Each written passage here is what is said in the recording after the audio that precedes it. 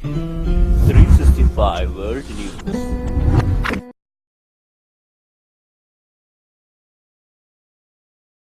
What we just learned moments ago about an armed deputy who arrived at the building as the shooting was taking place.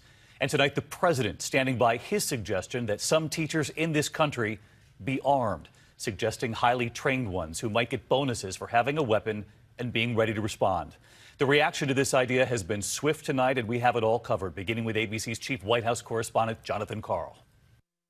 Today, President Trump declared a way to stop what he called the horrible plague of school shootings, getting teachers who are trained to use firearms to bring their weapons to school. Instead of advertising, this school has no guns, we are gun-free, you let the people know the opposite. You come into our schools, you're going to be dead, and it's going to be fast.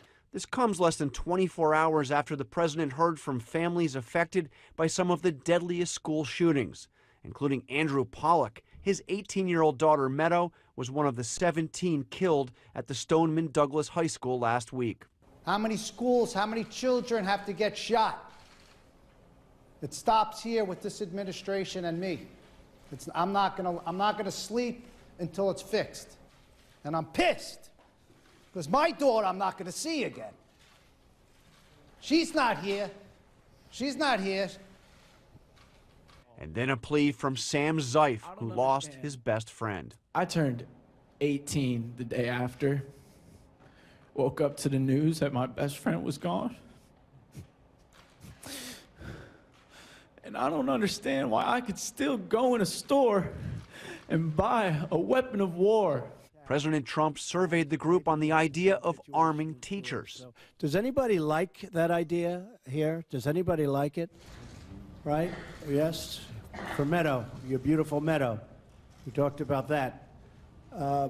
And do people feel strongly against it? Anybody? Anybody? Strongly against it? All right. I mean, look, we can understand both sides of it. And certainly it's controversial, but we'll study that along with many other ideas.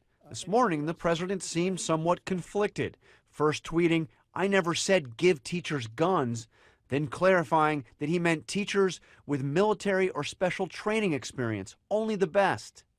By this afternoon, he was portraying the idea as the solution to ending mass shootings once and for all.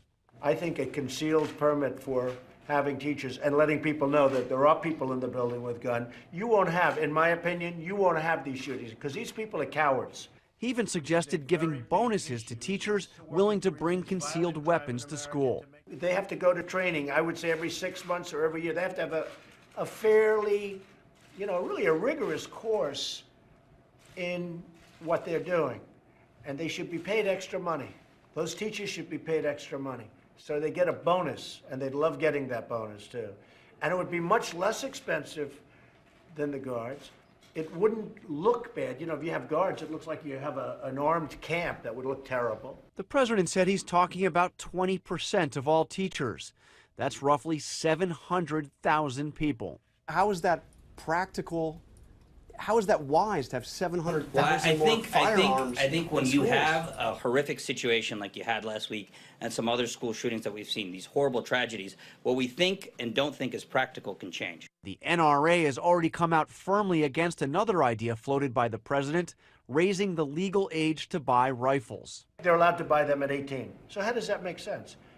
How does that make sense? So I say that it should all be at 21. The NRA will back it, and so will Congress, and so will the Senate. The president calls the NRA patriots, suggesting he'll convince them to support raising the age. But today, NRA leader Wayne LaPierre accused gun control advocates of exploiting the tragedy. What they want are more restrictions on the law-abiding.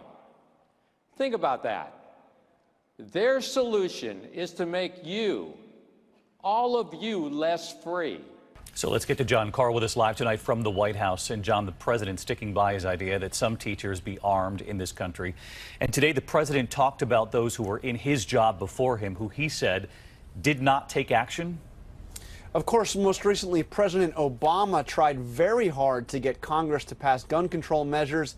He failed in that effort. But now you see President Obama, former president, out there encouraging these students who are marching and protesting for new gun laws. He said in a tweet today, "We've been waiting for you and we've got your back."